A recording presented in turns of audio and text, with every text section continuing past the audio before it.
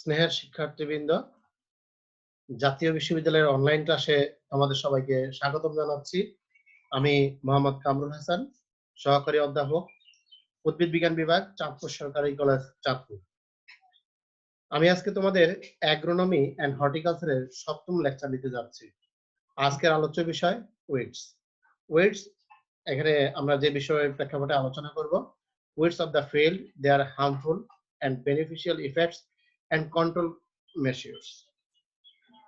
আমরা আগাছা মূলত চ্যাপ্টারের আমরা যদি খেয়াল করি, প্রথমে আমরা আগাছা যদি বলি, আগাছা হচ্ছে আমাদের ফসলি জমির একেবারে ১ নম্বর শত্রু, সবচেয়ে বড় শত্রু হচ্ছে আগাছা। স্থান কালভেদে কোনো প্রত্যাশিত উদ্ভিদের পরিবর্তে যদি অপ্রত্যাশিত বা অনাকাঙ্ক্ষিত কোনো উদ্ভিদ জন্মায়, আর সেই উদ্ভিদটিকে তখন বলা হয় আগাছা। আমরা অন্যভাবে যদি বলতে চাই, ফসলের ক্ষেত্রে অবাঞ্ছিত বা যে উদ্ভিদ হয় সেই উদ্ভিদটিকে আমরা আগাছা বলে থাকি। স্ক্রিনে আমরা একটি আগাছা দেখতে পাচ্ছি, এটাকে মূলত আমরা শ্যামা গাছ বলে থাকি।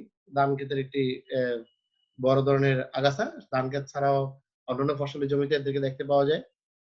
আগাছার আমরা যদি লক্ষ্য করি, এদের বেশ কিছু ক্যারেক্টার আছে।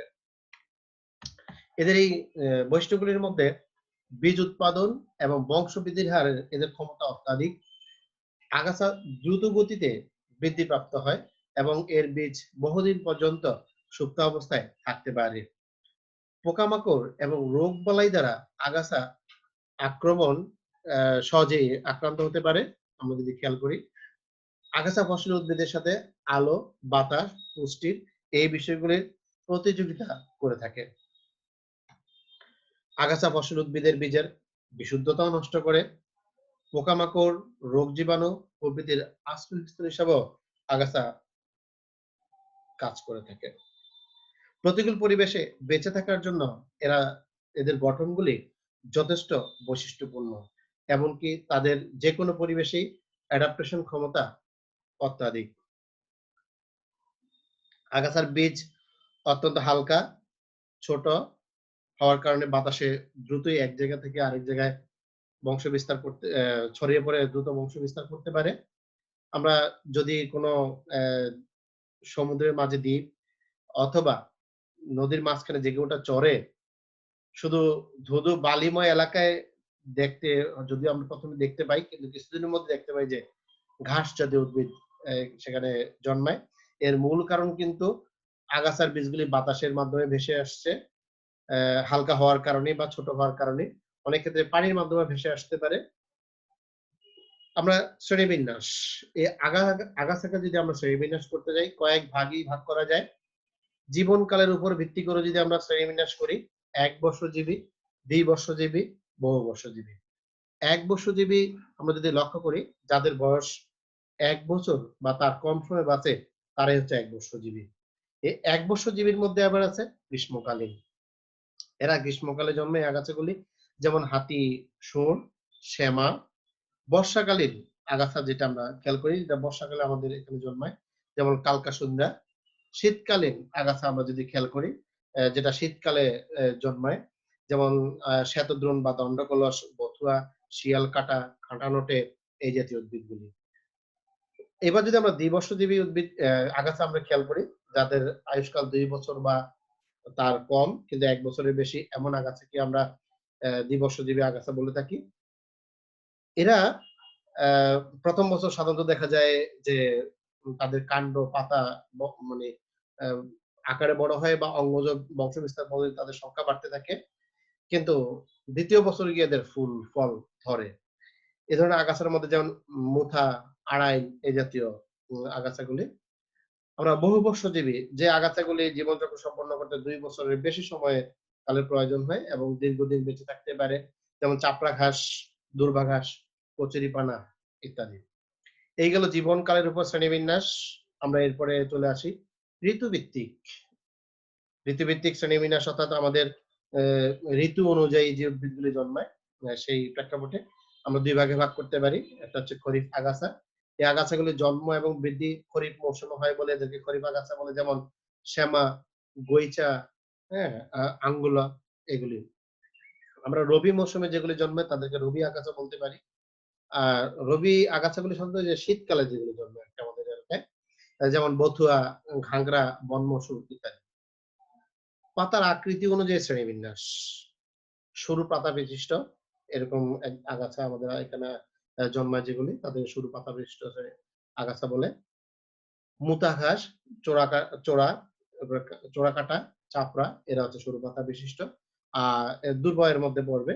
প্রশস্ত পাতা বিশিষ্ট আগাছা যদি আমরা চিন্তা করি, যেমন অ্যা ধুতুরা, শাপলা, কচুরিপানা এগুলো হচ্ছে প্রশস্ত পাতা বিশিষ্ট আগাছা। জন্মানোর পরিবেশ এর উপর ভিত্তি করে আগাছাকে আবার আমরা ৪ ভাগে ভাগ করতে পারি।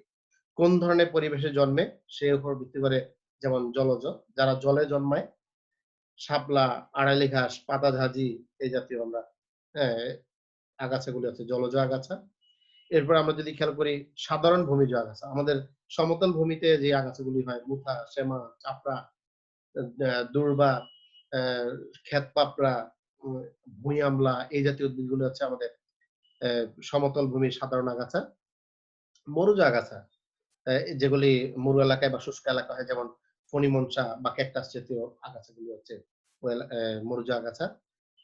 আর আরেকটা হচ্ছে লোনা ভূমিজ আগাছা, যারা লোনা মাটি এলাকায় বা ম্যানগ্রোভ এলাকায় যেগুলি হয়, যেমন গেওয়া, এলি, আরেকটা আমি দেখেছি বিরুৎ জাতীয় উদ্ভিদ আগাছা হয় হাড়গোজা। এর বেশ কিছু ঔষধি গুণ আছে অবশ্য।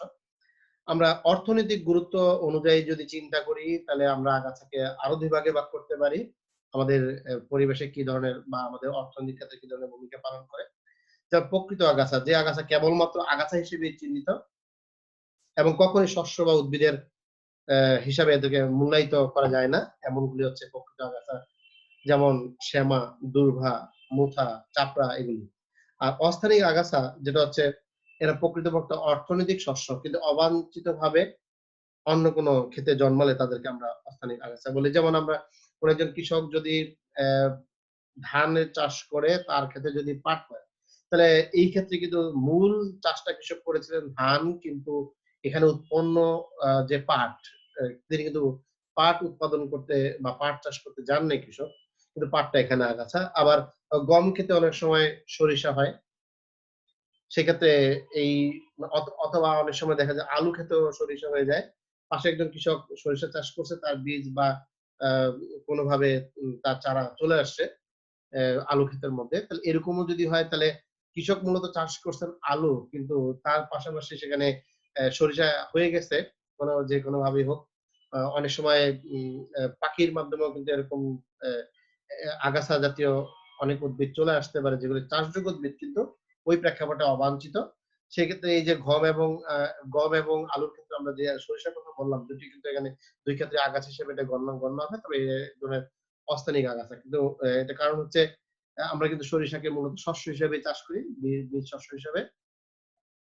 আমরা এইগুলো আগাছার শ্রেণীবিন্যাস এই প্রেক্ষাপটে। তো আমরা এখানে একটা জিনিস খেয়াল করব। এই তো গেল জীবনের উপর ভিত্তি করে, ঋতুর উপর ভিত্তি করে, পাতার আকৃতি অনুযায়ী, জন্মানোর পরিবেশ অনুযায়ী অথবা অর্থনৈতিক গুরুত্ব অনুযায়ী। কিন্তু আমরা যদি আসলে খেয়াল করি, আমাদের শস্যভিত্তিকও কিন্তু কিছু আগাছা আছে। এটা আমাদের জানা একদম জরুরি। অ্যা যারা এই অ্যাগ্রোনমির শিক্ষার্থী বা কৃষি বিজ্ঞানের শিক্ষার্থী, একই সাথে কৃষক, সবাইকেই জানতে হবে আমাদের ফসল উদ্ভিদ প্রেক্ষাপটে কিছু আগাছা আমাদের দেশে পাওয়া যায়। যেমন ধান ক্ষেতে যদি আমরা খেয়াল করি, বুনো ধান পাওয়া যায়। যে সেটা আমরা জংলি ধানও বলে থাকি। এটা এই বর্ষাকালেই বেশি হয়। শ্যামা ঘাস, দূর্বা ঘাস, প্যারা ঘাস, বন লবঙ্গ, পানিমুথা, হচ্ছে কোদাই ঘাস, ছাতা মুথা, আমরুল, দাঁতমারি, কাড়া ঘাস, সুরা, কেশতি, চিক আগাছা, তারপরে কাঁকড়া ঘাস এই জাতীয় ঘাসগুলি আমাদের ধান ক্ষেতে দেখা যায়। গম ক্ষেতেও বেশ কিছু আগাছা আমরা দেখতে পাই। আমরা এই ধান, গম বা অন্যান্য বেশ কিছু আগাছার ছবি আমরা শেষ দিকে একটু দেখব। অ্যা উ গমের ক্ষেত্রে দূর্ভা, কাঁকড়া ঘাস, বতুয়া ঘাস, বেঁতে ঘাস, শিয়ালকাটা, ফেলা ঘাস, বনজুই, জংলি মটর, মেথি এই জাতীয় ঘাসগুলি গম ক্ষেতে আমরা দেখতে পাই। ভুট্টা ক্ষেতে আমরা দূর্বা, কাঁকড়া ঘাস, মুথা ঘাস, আদা ঘাস, বন তুলসী, মাকড়া জালি যেটা বন টেপারি, বন বেগুন এই জাতীয় ঘাসগুলি আমরা ভুট্টা খেতে দেখতে পাই। সরিষায় আমরা যে ঘাসগুলো দেখতে পাই সেটা হচ্ছে বেতু, মুথা, কাঁকড়া ঘাস, জংলি ধান, বন সরষে এই জাতীয় উদ্ভিদগুলো আমরা দেখতে পাই। তিল খেতে শিয়ালকাঠা, জোন, বন সরষে, কোদাই ঘাস, নটে, কাঁকড়া ঘাস, দুধিয়া এই জাতীয় উদ্ভিদ আমরা দেখতে পাই। তিসি যেটা হচ্ছে কাঁকড়া ঘাস, জংলি ধান, বনটেপারি, তুনকি এই জাতীয় উদ্ভিদ দেখতে পাই আমরা। আগাছা দেখতে পাই। চীনা বাদামে আমরা যদি লক্ষ্য করি বন বেগুন, মুথা, কাঁকড়া ঘাস, দীননাথ ঘাস এই জাতীয়। ডাল জাতীয় শস্য আমরা বেশ কিছু ঘাস দেখতে পাই যা ডাল জাতীয় শস্যের যথেষ্ট ক্ষতি করে থাকে। যেমন মুথা, কুক সিম, বেতো, দূর্বা, বুনো ধান, মেথি শাক, বন বেগুন, বন পেপারি এরকম ঘাসগুলো আমরা দেখি। আখের মধ্যে দূর্বা, কোদাই, বন বেগুন, বন পেপারি ইত্যাদি এগুলো দেখতে পেয়ে থাকি আমরা। পাট ক্ষেতে শ্যামা, মুথা, দুধিয়া, বনতামাক এই গাছগুলি বা এমনকি বুনো পাটের জাতও আমরা দেখতে পেয়ে থাকি। আলুতে আমরা যদি খেয়াল করি মুথা, তারপরে হচ্ছে আ অ্যা আমরা যদি খেয়াল করি কাঁকড়া ঘাস, বেথু ঘাস, বথুয়া শাক এই জাতীয় আমরা দেখি এবং পুনর্নবা এরকম আমরা আগাছাগুলি দেখতে পাই। শাকসবজি সেখানে আমরা যদি দেখি নটে, কোদাই ঘাস, শ্যামা ঘাস, বুনো ঘাস, বনটেপারি, রঙ্গনী, কৃষানীল, বন বেগুন, হুড়হুড়িয়া, তেতারি, বন তামাক এই জাতীয় গাছগুলো আমরা দেখি। আর ফল জাতীয় বাগানের মধ্যে আমরা যদি দেখি, সেখানে সবচেয়ে বড় শত্রু কিন্তু একটি হচ্ছে স্বর্ণলতা। এছাড়া অমরলতি, মাইকেনিয়া, ভূত ভৈরবী, ছোট ধুতুরা, ঝুরঝুরি এই জাতীয় উদ্ভিদ আমরা দেখে থাকি। আমরা যদি লক্ষ্য করি আগাছার বৃদ্ধি এবং বিস্তরণ, আগাছা যে বৃদ্ধি পেয়ে থাকে এবং কিভাবে তার বিস্তার ঘটে সেই প্রেক্ষাপটে যদি আমরা একটু খেয়াল করি, ফসলের বীজের সাথে মিশ্রিত হয়। আমরা যে ফসলি জমির থেকে যে বীজ সংগ্রহ করি বা কৃষকরা যে সংগ্রহ করে, সেই ফসলি জমির বীজের সাথেই কিন্তু আগাছার বীজ মিশ্রিত অবস্থা থাকতে পারে। আবার অংশের মাধ্যমেও কিন্তু হতে পারে যেমন কৃষক অ্যা অ্যা কোন একটা জমি থেকে সে তার খড়কুটো বা কম্পোস্ট সার ছড়াইয়া দিল। সে তার মাধ্যমে আরেকটা জমি থেকে একটা আগাছার অঙ্গবিশেষ এসব হতে পারে। অনেক সময় অন্য কোনো প্রাণীর মাধ্যমেও এরকম কোনো আগাছার অংশবিশেষ একটি জমিতে পড়েও কারণ অনেক আগাছাই আছে যারা অঙ্গের মাধ্যমে বা কাণ্ডের মাধ্যমে বংশ বিস্তার করে থাকে। কৃষি যন্ত্রপাতির সাহায্যে একটি জমিতে যখন একটি কৃষকরা সাধারণত একটি জমিতে চাষ করার পরে আরেকটা জমিতে যখন চাষ করে তার যন্ত্রপাতিটা ওইভাবে স্যানিটাইজ করে না বা ভালো করে ধুয়েও নেয় না, পরিষ্কার করে নেয় না। দেখা যায় আগের জমিতে যেই আগাছা ছিল সেই আগাছার বীজ ওই তার যন্ত্রে লাগানো ছিল অথবা অ্যা বীজও থাকতে পারে, গাছের অংশবিশেষও থাকতে পারে। ওই যন্ত্র নিয়ে যখন আরেকটা জমিতে চাষ করলো, ওই জমিতেই ওই আগাছার বীজগুলি পড়লে সেক্ষেত্রে বা অংশবিশেষ পড়লে ওই জমিতেও কিন্তু আ আগাছা আসতে পারে এভাবে ছড়াতে পারে। মানুষের সাহায্যে হতে পারে। মানুষ তার অসচেতন ভাবেও কিন্তু অনেক সময় একটা জমি পরিষ্কার করে অনেক কিছুতে দেখি যে আগাছাগুলো একত্র করে জমির কিনারে রাখছে। কিন্তু পাশের জমিটা ঠিকই আগেই পরিচ্ছন্ন ছিল কিন্তু এই কৃষক যে রাখলো এখান থেকেও কিন্তু পরের জমিতে যেতে পারে। অনেক সময় বাচ্চারা জমির মাঝখান দিয়ে হাঁটা চলার সময়ও কিন্তু এরকম আগাছা দুষ্টামির মাধ্যমেই এক জমি থেকে আরেক জমি ছড়ায় দিতে পারে। আবার জৈব সারের মাধ্যমেও কিন্তু ছড়াইতে পারে। যেটা আমি একটু আগেই বলছি যে কম্পোস্ট সারের মাধ্যমেও কিন্তু কম্পোস্টের যে খড়ের গাদা বা অন্যান্য গাছ-গাছালির অংশবিশেষ দেয়া হয়। দেখা গেছে সবগুলোই ঠিকই পচছে কিন্তু কিছু, কিছু আগাছার অংশবিশেষ না পচে যখন জমিতে দেওয়া হয় তখন দেখা গেল যে এই সেটা উল্টা আরো আ আগাছা তার বংশ বিস্তার করতে সহায়তা করতেছে। বায়ুর মাধ্যমে আমরা তো আগেই বলেছি আগাছার একটা বড় বৈশিষ্ট্য হচ্ছে তার অ্যা বীজগুলি বেশ হালকা হয়। তো বায়ুর মাধ্যমে উড়ে এসেও কিন্তু সেখানে আগাছা একটা জমিতে ছড়ায় পড়তে পারে। আবার আমরা উম জমিতে কৃষক তার প্রয়োজনই সেচ দেয়। ওই সেচের পানির মাধ্যমেও কিন্তু সমানে এই বীজ আগাছা বীজ ছড়ায় পড়তে পারে। আর বর্ষাকালে তো বর্ষা মৌসুম। আ পুরা বিলের মধ্যেই পানি থাকে। সেই পানির মাধ্যমেও কিন্তু এক জমি থেকে আরেক জমিতে আগাছা ছড়ায় পড়তে পারে। এভাবে আগাছার বৃদ্ধি এবং বিস্তার ঘটতে পারে। আমরা এরপরে খেয়াল করি আগাছা আমাদের কি কি ধরনের ক্ষতি করতে পারে বা ক্ষতিকর প্রভাবগুলি কি? আগাছার ক্ষতিকর দিকটাই ব্যাপক আমরা যদি লক্ষ্য করি। যেমন ফসলের খাদ্য উপাদানের ঘাটতি সৃষ্টি। একই জমিতে যখন ফসলের জমি চাষ করা হলো, সেই জমিতে আগাছা জন্মানো হলো। নিঃসন্দেহে আগাছা আরেকটি উদ্ভিদ যেটি ফসলি মূল জমির অ্যা উদ্ভিদের খাদ্যে ভাগ বসায়। স্বাভাবিক চাষযোগ্য কৃষি জমির উদ্ভিদের কৃষিজ উদ্ভিদের তার প্রয়োজনে পুষ্টি পেতে অসুবিধা হয়। পুষ্টি প্রয়োজনের তুলনায় কম পায়। তাহলে আমাদের যে ফসল উৎপাদন হয় তার উম সঠিক পরিমাণটা ফলন আসে না। আবার আমরা যদি খেয়াল করি স্থানের পরিমাণ হ্রাস। আগাছা ফসলি জমিতে কোনো না কোনো স্থান দখল করে, যার কারণে আমাদের মূল যে ফসলি জমির যে ফসলি উদ্ভিদ আছে, তার জায়গাটা দখল করে রাখে। এতে কিন্তু অনেক জায়গা সংকুচিত হয়ে আসে কৃষি এ ফসলি উদ্ভিদের জন্য। এরপর আমরা খেয়াল করি আলো বাতাসের অপর্যাপ্ততা সৃষ্টি। আলো বাতাস যে পায়, যদি আগাছাগুলি না থাকতো তাহলে ফসলি জমির উদ্ভিদগুলি আলো এবং বাতাস পর্যাপ্ত পেত। কিন্তু আগাছা এখানে কিন্তু কৃষি জমির উদ্ভিদগুলো যে ফসলি উদ্ভিদ তার চাইতে আগাছা কিন্তু শক্তিশালী এবং তাদের রোগ প্রতিরোধ ক্ষমতাও কিন্তু এখানে বেশি।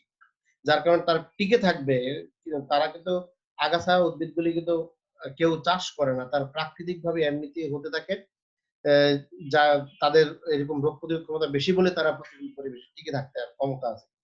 তাহলে এই অবস্থায় যখন অ্যা আমাদের ফসলি উদ্ভিদের খাদ্যে ভাগ বসাচ্ছে, আলো বাতাসে ভাগ বসাচ্ছে, অ্যা তখন ফসলি উদ্ভিদের কিন্তু টিকে থাকা একটু দুষ্কর হয়ে দাঁড়ায় এবং পানির স্বল্পতা সৃষ্টি করে। কারণ তারা যেহেতু অধিক শক্তিশালী রোগ প্রতিরোধ ক্ষমতা সম্পন্ন, এরকম অবস্থায় কিন্তু তারা অ্যা এ পানির স্বল্পতা, খাদ্যের স্বল্পতা তৈরি করে ফসলি জমিতে কৃষি উদ্ভিদের জন্য। আগাছা অনেক সময় বিষাক্ততা তৈরি করে, ফলন হ্রাস করে। পোকামাকড় এবং রোগের একটা আশ্রয়স্থল হিসেবেও কিন্তু এরা কাজ করতে পারে। যেমন আমরা যদি গমের রাষ্ট্রোগের কথা খেয়াল করি, গমের রাষ্ট্রোগ তার ১ম ২ টি দশা গম গাছে সম্পন্ন করল। পরবর্তী মধ্যবর্তী একটি দশা বারবেরি গাছে তার জীবনচক্র সম্পন্ন করে। যার কারণে কিন্তু অ্যা পরবর্তী মৌসুমে আবার গম গাছ পেলে বারবেরি গাছ পেলে গমে আক্রমণ করে। এখন যদি এই আশ্রয় দানকারী আগাছা হিসেবে বারবেরি গাছটা না থাকতো, হয়তো পাকশিনিয়া গ্রামিনিস টিটিসি নামক ছত্রাকটি তার জীবনচক্র সম্পন্ন করতে পারত না এবং গমে তাদের আক্রমণ অনেকটাই কমে আসতো। এছাড়া ধানের মাজরা বা পামরি পোকা, তুলার গান্ধি পোকা এগুলিও আগাছায় বসবাস করে।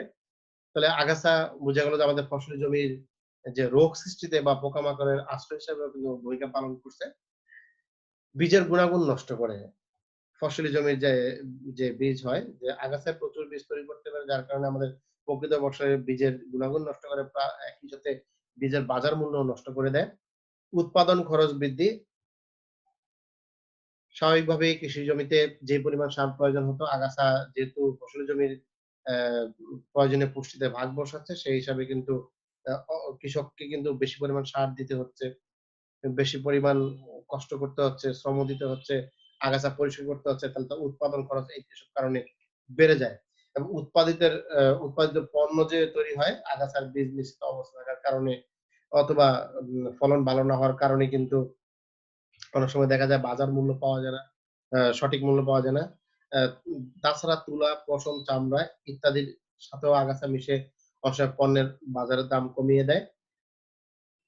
আমরা এতক্ষণ দেখলাম যে অপকারী প্রভাব আগাছার। এবার একটু আমরা উপকারী দিকগুলি খেয়াল করব। আগাছা আমাদের কি, কি উপকার করে। এরা বেশ কিছু উপকারও করে থাকে যেমন ভূমিক্ষরণ। আগাছা কিন্তু মাটিকে খুব ভালোভাবে আঁকড়ে ধরে রাখতে পারে।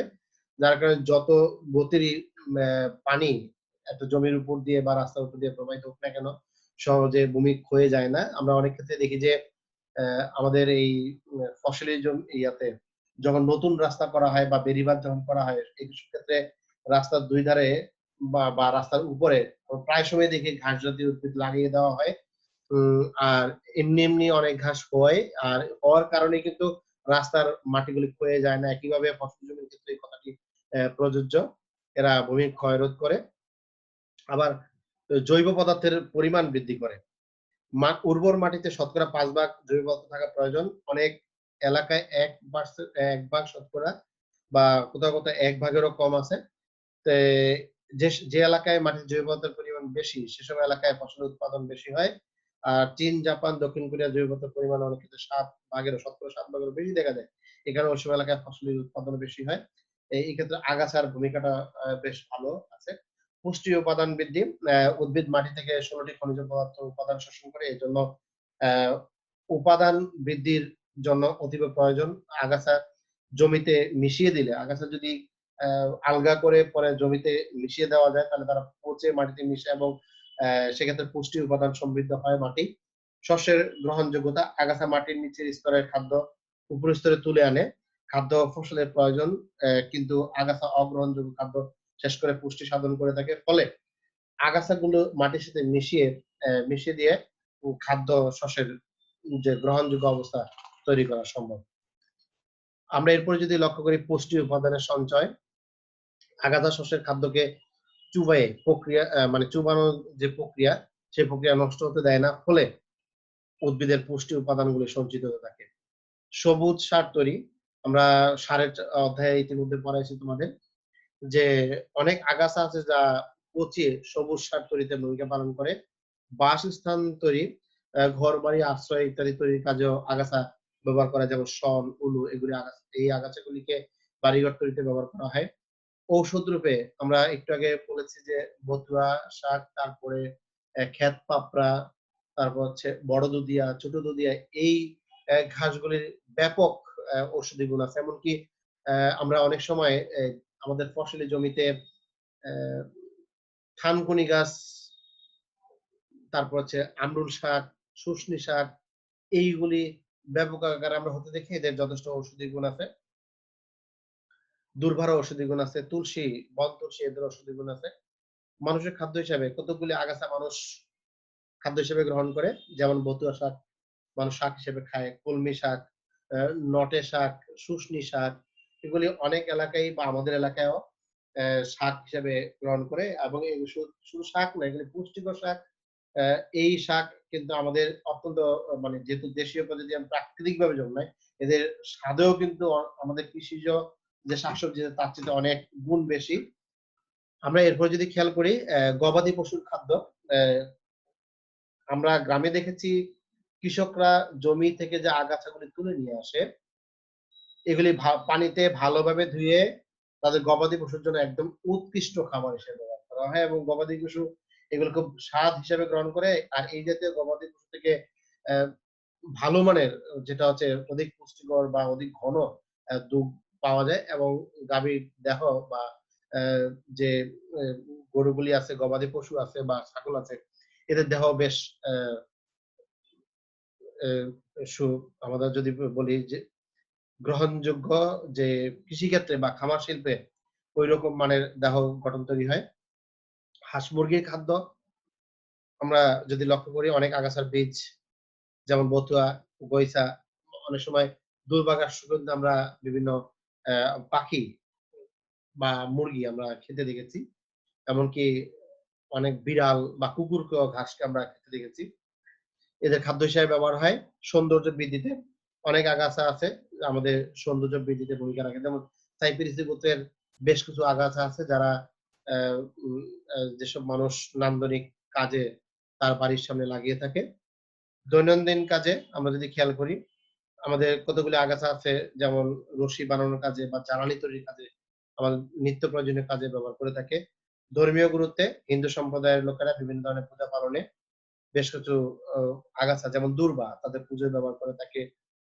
এবং দুর্বাকে তারা মঙ্গলের প্রতীক হিসাবে মানে। অ আবার অনেক উপজাতিরাও কিন্তু অনেক আগাছাকে তাদের সৌভাগ্যের প্রতীক হিসেবে মানে। আমরা এরপরে আমরা খেয়াল করি আগাছার, আমরা এতক্ষণ তাদের অর্থনৈতিক গুরুত্ব, উপকারিতা এবং অপকারিতা দেখলাম। এবার হচ্ছে যদি আমরা ১ম এই শুরুতেই বলে নিয়েছি, আগাছা হচ্ছে ফসলি জমির ১ নাম্বার শত্রু। বাস্তব অর্থে শত্রু চিন্তা করে তাকে কিভাবে দমন করা যায়, উপকারী দিকে আমরা পরে কাজে লাগাবো। কিন্তু ফসলি জমি উৎপাদনের জন্য নিঃসন্দেহে আগাছা দমনটা জরুরি। আর এই আগাছা দমন আমরা ২ ভাগে দমন করতে পারি। যেমন আগাছা প্রতিরোধ ব্যবস্থা করে বীজ ধারণের বা বপনের পূর্বেই আমরা আগাছার যে বীজ আছে সেই ফসলি জমির বীজ থেকে আগাছার বীজকে আলাদা করে ফেলতে হবে। আবার অন্যান্য ফসলের জমি থেকে আমরা বীজ যখন সংগ্রহ করব, তার সাথে মিশ্রিত অবস্থায় যে আগাছা গাছ থাকে সেটাকে আলাদা করে ফেলবো। আমরা আগাছা বীজযুক্ত যে জৈব সারগুলি আছে সেক্ষেত্রে আমরা খেয়াল রাখতে হবে যে জৈব সারের মধ্যে বা গোবরের যে স্তূপ থাকে সেখানে যেন আগাছা না জন্মায় বা আগাছা যদি উদ্ভিদ দিলেও যেন সেটা ঠিকমতো পচে যায়। যাতে কোন ক্রমে ফসলি জমিতে গিয়ে ওই আগাছাটা বেঁচে থাকতে না পারে। ফসল মাড়াইয়ের স্থান অবশ্যই আগাছা বীজ মুক্ত রাখতে হবে। বীজতলা বীজতলা যদি আমরা খেয়াল করি, বীজতলায় কিন্তু আগাছার বড় একটা উৎস। আমরা ধানের চ্যাপ্টারে আমরা পড়েছি। অনেক ধরনের আগাছা সেখানে হতে পারে। এই আগাছা মুক্ত রাখতে হবে। কারণ আমরা বীজতলাতেই যদি আগাছা মুক্ত রাখতে পারি তাহলে কিন্তু পরবর্তী আমরা যখন চারা গাছগুলি আমরা ফসলি জমিতে আমরা বপন করব, তো অনেকটাই আগাছা মুক্ত থাকতে পারে। সেচের যে নালা, সেচের নালায় আমরা সবসময় দেখি প্রচুর পরিমাণ আগাছা হয়ে থাকে। কারণ এই আগাছাগুলি যদি আমরা পরিষ্কার করে রাখি, কারণ এই সেচের পানির মাধ্যমে অনেক আগাছার বীজগুলি এক জমি থেকে আরেক জমি এমনকি পুরা আ উম মানে বিলের মধ্যেই আগাছা জমি ছড়ায় মানে আগাছার বীজগুলি ছড়িয়ে পড়তে পারে সেচের পানির মাধ্যমে। তাই সেচের নালা পরিষ্কার রাখতে হবে। আমরা আগাছা বীজমুক্ত কৃষি যন্ত্রপাতি। আমরা ১ম এই বলেছিলাম যে আগাছা আ গুলি কৃষি যন্ত্রপাতির মাধ্যমেও কিন্তু তারা ছড়াতে পারে। অতএব একটি কৃষি যন্ত্রপাতি কোন একটা জমিতে ব্যবহার করার পর পরবর্তী আরেকটা জমি চাষ করার আগে অবশ্যই যন্ত্রপাতিগুলো পরিষ্কার করে রাখতে হবে। যাতে কৃষি যন্ত্রের মাধ্যমে আগাছার কোন বীজ বা তার কোন অঙ্গ আরেকটা জমিতে ছড়িয়ে পড়তে না পারে। আর কৃষক যেই জমিতেই চাষ করবেন না কেন অবশ্যই তার নিজ জমিটি পরিষ্কার পরিচ্ছন্ন রাখবেন। আগের উৎপাদিত ফসলের যে উচ্ছিষ্টাংশ ফসলের গোড়া বা তার খড়কুটাগুলি পড়ে থাকবে, এগুলোকে অবশ্যই তুলে ফেলে দিতে হবে অথবা বিভিন্ন খড়কুটা সহ ওই গোড়াগুলি সহ ফসলি জমিতে পুড়িয়ে ফেলতে হবে। তাতে আগাছার প্রকোপ অনেকটাই কমে আসবে। একই সাথে জমি সার সমৃদ্ধ হবে। গবাদি পশুর চলাচল নিয়ন্ত্রণ রাখতে হবে। গবাদি পশুর চলাচল যদি নিয়ন্ত্রণ না রাখা যায়, দেখা যায় গবাদি পশু কোন একটা জমিতে আগাছা তার মুখে করে নিয়ে সে যদি হা এ উম খাওয়ার সাথে, সাথে হাঁটতে থাকে, তাহলে দেখা যায় আরেকটা জমিতে গিয়ে তার মুখ থেকে সেই আগাছা পড়তে পারে। এভাবে কিন্তু অ্যা আগাছা ছড়াতে পারে। আগাছা আমরা যদি সর্বোপরি নিয়ন্ত্রণ করতে চাই, আগাছা প্রেক্ষাপটে আইন প্রণয়ন বা আইন প্রবর্তন করা যেতে পারে আগাছা আইন। যেমন অস্ট্রেলিয়া, আমেরিকায় আগাছা নিয়ন্ত্রণ আইন আছে। এই আইনে কৃষককে তাদের আবাদি জমি আগাছা মুক্ত রাখতে এবং আ রাখতে চে এই আইন করা হয়। আমাদের দেশেও সরকার তার প্রয়োজনে এই আইন প্রবর্তন করা উচিত বলে আমি মনে করি। আমরা আগাছা দমনের আরেকটা বিষয় যদি খেয়াল করি, আগাছার প্রতিকার। আমরা এতক্ষণ যেটা পড়েছি সেটা ছিল আগাছা প্রতিরোধ আর এখন হচ্ছে আগাছার প্রতিকার। প্রথমত আমরা আগাছা প্রতিকারে আমরা যদি খেয়াল করি, আধুনিক চাষাবাদ পদ্ধতি এবং পরিচর্যা পদ্ধতি আমরা অবলম্বন করতে পারি। এই ক্ষেত্রে আমরা আবৃত ফসলের চাষ, যেমন জমিতে যদি এমন ফসল চাষ করা হয় যারা অতি অল্প পরিমাণে বা অল্প সময়ে সমগ্র জমিকে আবৃত করে ফেলে। যেমন কলাই, বরবটি, মটর। তাহলে আগাছার বিস্তার তেমন একটা ছড়াতে পারে না। পুরা জমিকে আ ফসলি জমিতে মানি ছড়িয়ে যায়। যদি আগাছার বিস্তার লাভ করার চেষ্টা থাকে, তবুও আলো বাতাসের অভাবে মূল ফসলের কারণে আগাছা অনেক ক্ষেত্রে বিনষ্ট হয়ে যায়। পর্যায় অনুসরণ। আমরা বিগত লেকচার গুলিতে বারবারই একটা কথা বলে আসছি যে, ফসলি জমিতে যদি আমরা ভালো মানের ফলন পেতে যাই, অবশ্যই শস্য পর্যায় বা ক্রপ রোটেশন পদ্ধতি আমাদের অনুসরণ করতে হবে। একই ফসল বারবার চাষ করলে সেক্ষেত্রে আগাছার একটা আবাস হয়ে যায়, পোকামাকড়ের আবাস হয়ে যায়, অনেক ক্ষেত্রে জীবাণুগুলি আবাস হয়ে যায়। আমরা যদি শস্য পরিবর্তন করে দেই তাহলে পোকামাকড় আক্রমণ করে কমে আসবে। জীবাণুর আবাস নষ্ট হয়ে যাবে। আর সর্বোপরি হচ্ছে অনেক আগাছা তার বীজ গুলি থাকবে না। একই সাথে আগাছা অঙ্গ-প্রত্যঙ্গ থাকবে না। আগাছা অনেকটাই প্রকোপ কমে আসবে ক্রপ রোটেশন এ। আমরা এরপরে যদি খেয়াল করি ফসলি জমিতে বপনের হারের ক্ষেত্রে আমরা যদি খেয়াল করি পরিবর্তনের সময় পরিবর্তন করতে পারি ফসলি জমির মধ্যে। কিরকম? জমিতে আমরা নির্দিষ্ট পরিমাণ অপেক্ষা বেশি বীজ বপন করলে শস্যের চারা যখন অনেক ঘন হয়ে যাবে, তখন আগাছা তেমন একটা জন্মানোর সুযোগ পাবে না। আর বীজ বপনের তারিখ পরিবর্তন করে। সেক্ষেত্রে আমরা একটু আগাম চাষ করা যেতে পারে অথবা একটু পরে চাষ করা যেতে পারে। তাহলে এতেও অঙ্কুরিত আগাছাগুলিও সমূলে বিনষ্ট হতে পারে। ফাঁদ শস্য চাষ করা যেতে পারে। কিরকম? ২ টি প্রধান ফসলের মধ্যবর্তী সময়ে একটি স্বল্পকাল স্থায়ী ফসলের চাষ করাকে ক্যাচ ক্রপিং বা ফাঁদ শস্য চাষ বলে। মূল ফসলের চাষ করার জন্য জমিতে এরূপ ফসল চাষ করলে আগাছা জন্মাতে তেমন একটা পারে না, জন্মার সুযোগ কম পায়। এরপর আমরা যদি খেয়াল করি জমি সম্পূর্ণ বা অর্ধ পতিত রেখে জমি সম্পূর্ণ পতিতে রেখে আগাছা দমনের উদ্দেশ্যে বারবার চাষ দেয়াকে সম্পূর্ণ পতিত এবং সারা বছর কে কেবলমাত্র একটি স্বল্পকাল স্থায়ী শস্য চাষ করে বাকি সময় জমি পতিত রাখলেও আগাছা দমন করা যায়। তবে এ এই কাজটা করলে কৃষকের কিন্তু সর্বোপরি ফলন কমে এত বেশি হবে না। বছরে ১ টা ফসল উৎপাদন বা ২ টা ফসল উৎপাদন কিন্তু আমাদের জনসংখ্যা যে হারে বাড়ছে সেই তুলনায় আমাদের খাদ্য নিরাপত্তা কমে আসবে। সেক্ষেত্রে কৃষককে হয়তো মাঝে মধ্যে করা যেতে পারে জমি অর্ধপতিত। বছরে হয়তো ১ টা মৌসুম ফেলে রাখা যেতে পারে। কিন্তু বারবার এটা করা যাবে না হয়তো। আমরা এরপরে যদি আবার খেয়াল করি সেখানে হচ্ছে যান্ত্রিক পদ্ধতি যদি আমরা অবলম্বন করি। আমরা আধুনিক চাষাবাদ দেখলাম সেটা শস্য পরিচর্যা পদ্ধতি। আমরা এবার একটু যান্ত্রিক পদ্ধতিতে আগাছা দমন করা যায়। যান্ত্রিক পদ্ধতির মধ্যে হচ্ছে আমাদের জমিতে মাঝে আগাছা হয় সেগুলো হাত দিয়ে তুলে আমরা ফেলে দিলাম। হ্যাঁ? এটা একটা হতে পারে। আবার কর্ষণ যন্ত্র আছে। আমাদের ফলের বাগানে বা প্রতিটা জমিতে আগাছা দমনে একটি কার্যকরী একটা পদ্ধতি। জমিতে উপযুক্ত রস থাকা অবস্থায় কর্ষণ করলে আগাছার বীজগুলো অঙ্কুরিত হওয়ার সুযোগ পায়। আর আগাছার চারা বের হওয়ার পরপরই পুনরায় কর্ষণ করে সেটাকে সমূলে উৎখাত করা যায়। সেক্ষেত্রে হাতের নিড়ানি দিয়েও করা যেতে পারে অথবা আমাদের আধুনিক যন্ত্রপাতি রয়েছে যেসব জমিতে সারিবদ্ধভাবে চাষ করা হয় তাদের সারির মাঝে অ্যা অ্যা দ্রুত উন্নত ধরনের নিড়ানি দিয়ে দ্রুত গতিতে আগাছাগুলিকে সরানো যায়। আর একই সাথে ফসলি জমিগুলিও তাদের বৃদ্ধি বিকাশের সুযোগ পায়। জমিতে উদ্ভিদের মূলে সেখানে উপরের মাটি নিচের মাটির উপরে ওলটপালট হলে সেক্ষেত্রে তার পুষ্টি গ্রহণ প্লাস আলো বাতাস পর্যন্ত পায় মূল পর্যন্ত সেক্ষেত্রে ফসলি জমিগুলো ভালো হয়। আর অনেক ক্ষেত্রে জমি কাদা করে দেয়া যেতে পারে। আমরা যদি আমন ধানের জমিতে আগাছা দমনের একটি কার্যকরী পদক্ষেপ এটি। আমন ধান রোপণ করার জন্য জমি কাদা করে দিলে দূর্বা বা মোটা ঘাসের প্রকোপ অনেকটাই কমে আসে। আ আমরা আরেকটা খেয়াল করি যেটা হচ্ছে কুড়ি আগাছা দমন যা আমি একটু আগেই বলেছি যে বিশেষ করে পার্বত্য এলাকায় তারা গরম বাষ্প দিয়ে বা আগুন দিয়ে আগাছা দমন করে থাকে। আমাদের দেশে পানি সেচ এবং নিষ্কাশন নালা রাস্তার ২ পাশে আগাছাগুলিকে আগুন লাগিয়ে এরকম দমন করা যেতে পারে। জমির উপরিভাগে আবৃত করে সেটা যদি আমরা খেয়াল করি, জমির উপরে খড়কুটা, কচুরিপানা বা ধানের খোসা, জৈব সার এগুলি বিছিয়ে দিয়ে আগাছার বিস্তার কিছুটা লাঘব করা যেতে পারে, প্রতিহত করা যায়। ঘাস কাটার যন্ত্র বর্তমানে পাওয়া যায়।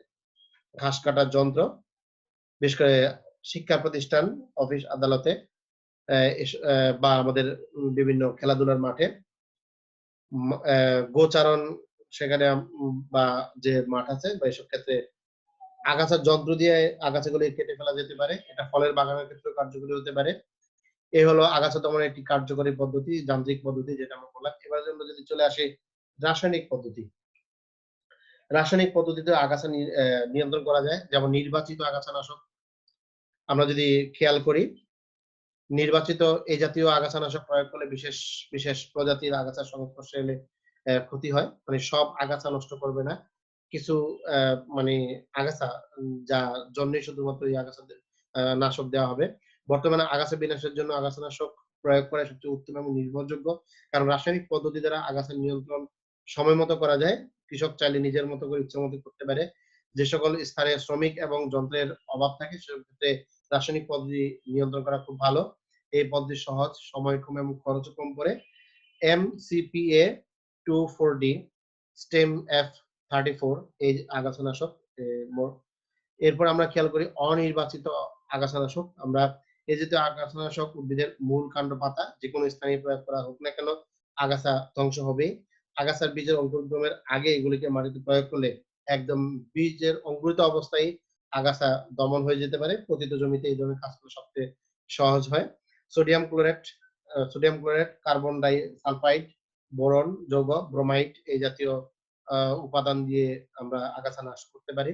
জন্মপূর্ব আগাছানাশক বীজ বপনের পূর্বেই এ জমিতে বিরাজমান আগাছা দমনের জন্য এই ধরনের আগাছানাশক প্রয়োগ করা হয়। যেমন এই ধরনের আগাছানাশকের মধ্যে ডিএনওসি, ডিসিপি, ডিনোসান, অ্যামিট্রল এই জাতীয় আগাছানাশক ব্যবহার করা হয়। জন্মোত্তর পর্ব অর্থাৎ জমিতে উঠতি ফসলের মাঝেও আগাছানাশক দেওয়া যেতে পারে। এটাকে জন্মোত্তর আগাছানাশক বলা হয় যেমন 2,4-D বা আরেকটা হতে পারে প্রোফানিল, রন স্টার, 252EC, বাসটা এই জাতীয় আগাছানাশক আমরা ব্যবহার করতে পারি। আমরা এই যে আগাছানাশক আমরা যদি খেয়াল করি, যান্ত্রিক আগাছানাশক এবং রাসায়নিক আগাছানাশকের মধ্যে একটু তফাৎ আছে আমরা একটু খেয়াল করি।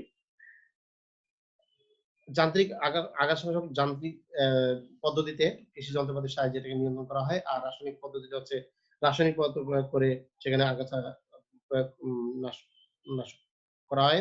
এরপর হচ্ছে আ আগাছানাশকের যন্ত্রপাতির সাহায্যে কিন্তু সেখানে মজুরি বেশি প্রয়োজন বা শ্রম বা খরচ বেশি হয়।